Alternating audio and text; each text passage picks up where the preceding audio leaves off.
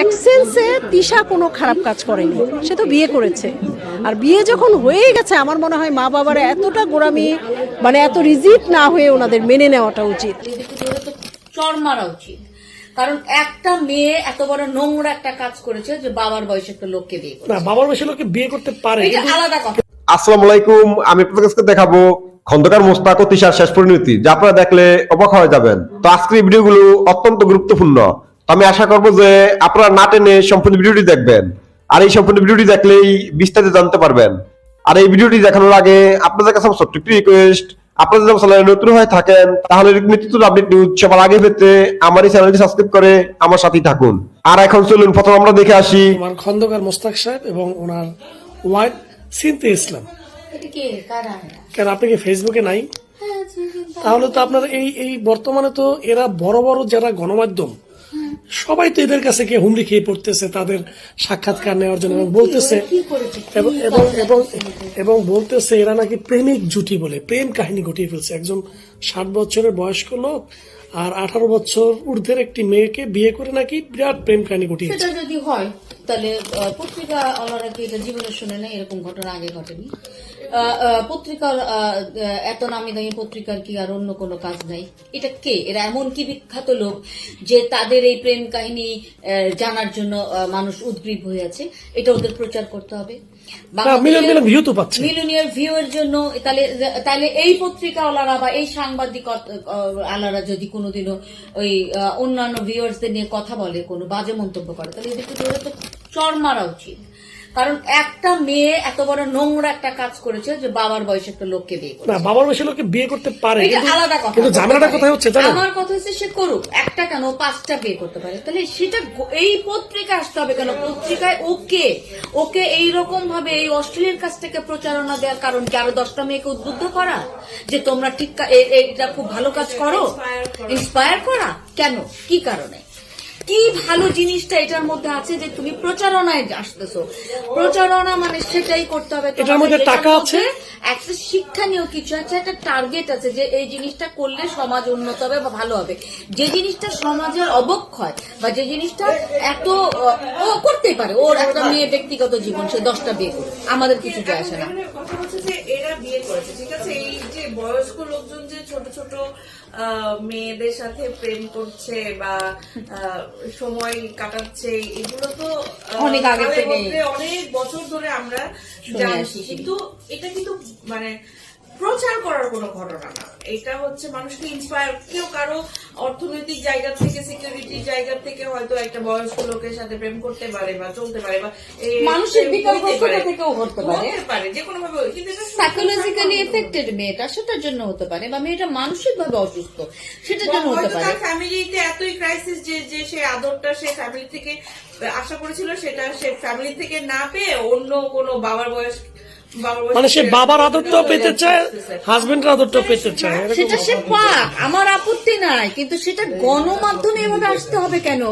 ওদেরকে কেন এই জিনিসটা? তারপরে নর্মাল গণমাধ্যম, ধরেন যারা নাম নাই এরা করলে তো মানা যায়, কিন্তু যারা নামি দামি গণমাধ্যম মানে যাদেরকে ভাইরাল হওয়ার ইচ্ছা, তারা তো ওদের আর কোনো নিউজ নাই ছাপানোর, তাই তো ভাইরাল হওয়ার যুগ, তাই না? যে যা পারে। তারপরে ওই ভদ্রলোক যে স্কুলের গভর্নিং বডির কিন্তু উনি সদস্য ছিল, সেই স্কুল থেকে কিন্তু বাচ্চাটা নিয়ে নিছে। উনি একটা অপরাধ করছে না? মানসিক বিকারগ্রস্ত লোক। উনি যদি মনে একটা স্কুলের গভর্নিং বডি হয়ে থাকে, তাহলে তার মানে সে প্রত্যেক স্কুলের স্টুডেন্টদের কাছে পিতা সমতুল্য।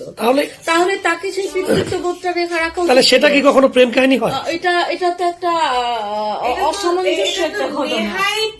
দায়িত্ববোধের অভাব এবং নৈতিকতার অভাব। কারণ ওই মেয়েটির বয়স কম, সে প্রেমে পড়তেই পারে, তাই না? কিন্তু সে তো গভর্নিং বডির একজন সদস্য, এরকম একটা দায়িত্ব মানে, এবং সেটাকে ফলাভাবে প্রচার করা হচ্ছে প্রেম কাহিনী। আমি মনে করি এটা প্রচার করে আমাদের গণমাধ্যমগুলি মাদেরকে শঙ্কিত করছে যে তারা সন্তানকে স্কুলে পাঠাবে কোন ভরসায়।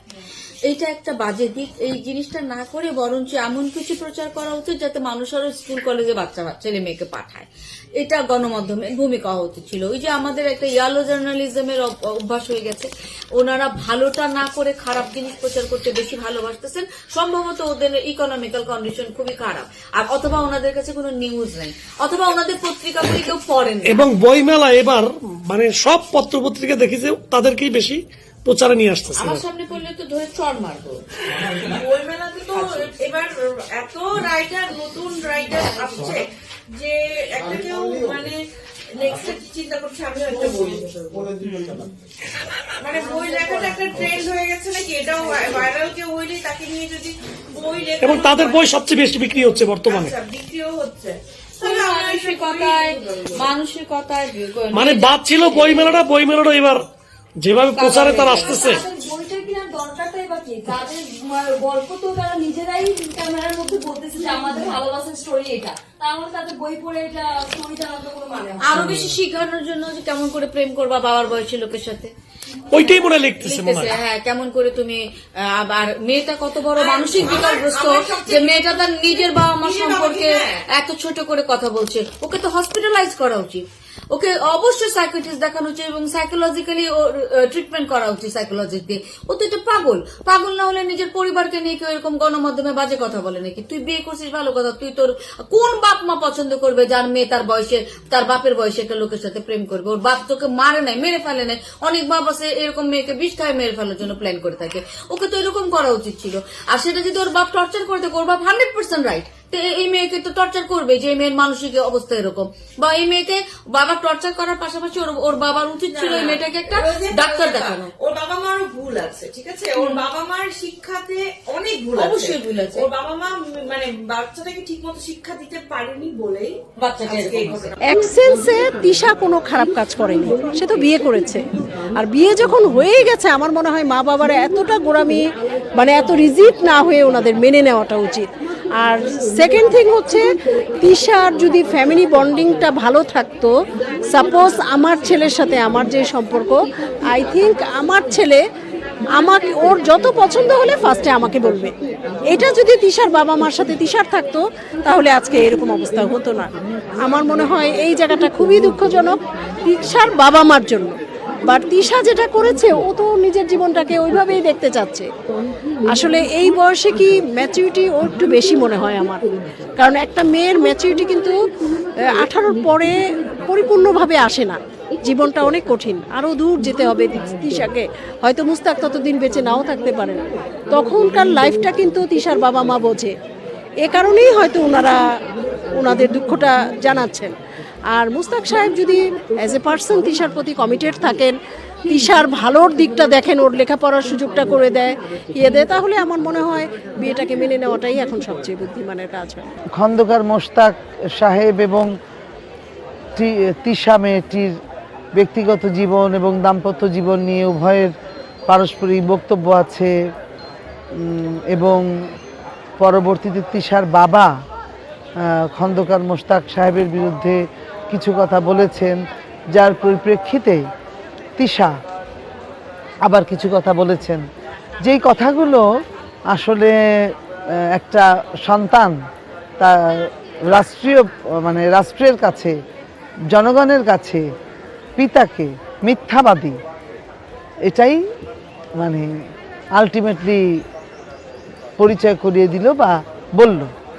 তিশার সাথে খন্দকার মোশতাক সাহেবের বিয়েটা মানে অনেক আগে থেকেই আমরা সামাজিকভাবে শুনে আসছিলাম যে মেয়েটি ভিক্টিমাইজড। তো যাই হোক, পরে বোঝা গেল মেয়েটি ভিক্টিমাইজড না, অথবা ভিক্টিমাইজড হলেও ব্যাপারটা আপাতত অন্যদিকে গিয়েছে। এবং পরবর্তীতে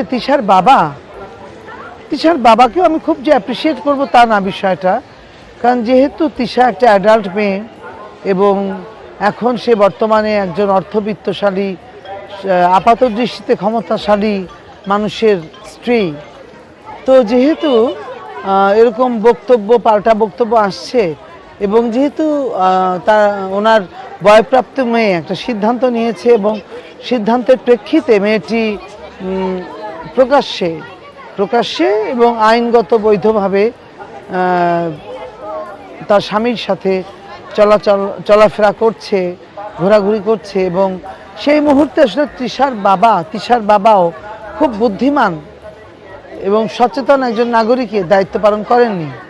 হতে পারে তৃষা তার মেয়ে, কিন্তু উনি যেচে পড়ে অনেকটা অপমানিত হলেন। তৃষার বাবার বোধহয় প্রত্যেকটা মানুষের তো সম্মানবোধ আছে ব্যক্তিগতভাবে, তার পরিমণ্ডল আছে, পরিচিতি আছে। আমার মনে হয় তৃষার বাবার নিজেরই উচিত ছিল এই বিষয়ে কোনো মন্তব্য না দেয়া। সাংবাদিকরা যদি চায়ও তার কাছে, তারপরেও তার নিশ্চুপ থাকাই শ্রেয় ছিল। এটা আসলে বিবাহ বা এই ধরনের জিনিসগুলো আসলে একদম পারিবারিক বা ওই দিকেই থাকা উচিত আমার কাছে মনে হচ্ছিল। সেটা এভাবে মানে প্রকাশিত হওয়াটাও আমার আসলে একটু নেগেটিভিটি আমার কাছে ছিল আর কি। আমার প্রথম থেকে বাবা মা আসলে পৃথিবীতে সন্তান হিসেবে বা আমি নিজে একজন মা হিসেবে বলতে পারি, বাবা মার চেয়ে আসলে আপন কেউই হয় না। হয়তো বা সাময়িক কোনো একটা ভুল বোঝাবুঝি থাকতেই পারে, আমরা নিজেরাও যে সবসময় বাবা মা হলেই যে সব কিছু যে একদম সঠিক জানবো বা বাচ্চারা সবসময় ভুল থাকবে সেটাও না। কিন্তু একটা রেসপেক্টের যে জায়গা, যে বাবা মার যে রেসপেক্টের জায়গাটা, সেটা ওপেনলি আসলে সবার কাছে এভাবে ছোট করাটাকেও আমি আসলে কখনো ভালো মনে করি না। তো আমি আশা করছি যে আপনারা সম্পূর্ণ ভিডিওটি দেখেছেন। তো আপনাদের যদি বিষয়টি নিয়ে কোনো মতামত থাকে আমাকে অবশ্যই কমেন্টে জানাবেন। আর আপনারা যদি আমার চ্যানেলে নতুন হয়ে থাকেন তাহলে আমার এই চ্যানেলটি সাবস্ক্রাইব করে আমার সাথেই থাকুন। তো দেখা হচ্ছে পরবর্তী ভিডিওতে। সেই পর্যন্ত সবাই ভালো থাকবেন, সুস্থ থাকবেন। আল্লাহ হাফেজ।